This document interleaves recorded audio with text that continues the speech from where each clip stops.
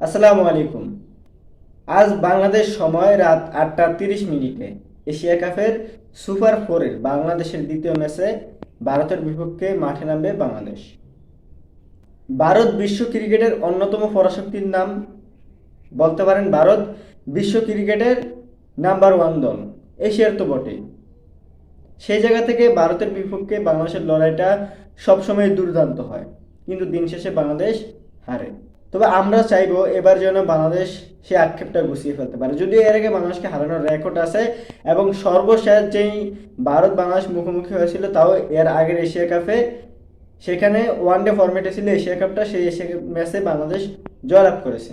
এখন দেখা যাক টি-20 ফরম্যাটের এই জায়গায় এসে সেই জয়টা কি ধরে রাখতে পারে কিনা বাংলাদেশ। এই ম্যাচটি জিততে পারলে ভারতের অহংকার মিশে যাবে। বাংলাদেশ যখন এশিয়া কাপে গেছিল তখন ভারতের সাবেক বেশিরভাগ ক্রিকেটাররাই বাংলাদেশকে নিয়ে নানাভাবে সমালোচনা করেছে।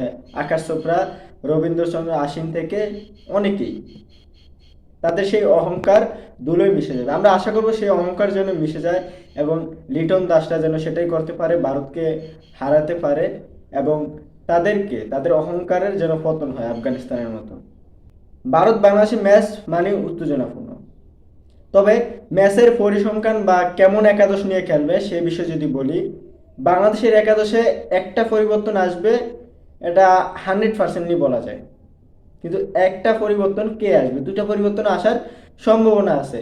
তো একটা পরিবর্তন 100%, সেই পরিবর্তনটা হতে পারে তানজিম হাসান সাকিব দলে ফিরতে পারে।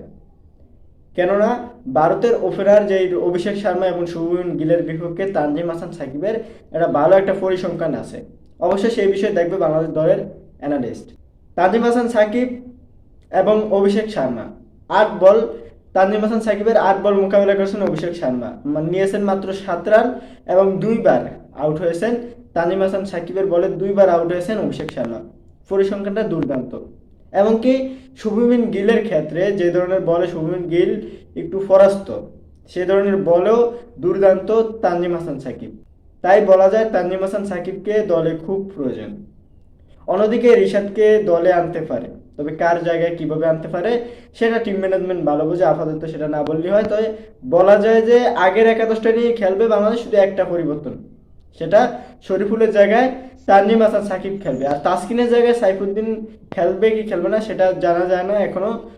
সেটা আমি এখনো বলতে পারছি না। তবে আমার মনে হয় সাইফুদ্দিনকে এই ম্যাচে না খেলানোটাই উচিত। শরীফুলের জায়গায় তানজিম হাসান সাকিবকে খেলানো উচিত। তাসকিন, মোস্তাফিজ, তানজিম হাসান সাকিব এই তিনজন ফেজ অ্যাটাক নিয়ে খেললে ইন্ডিয়ার বিপক্ষে ভালো হবে। সব মিলিয়ে বাংলাদেশের জন্য শুভকামনা। আশা করি বাংলাদেশ ইন্ডিয়াকে যেন ম্যাচটি হারাতে পারে। Best of luck Bangladesh.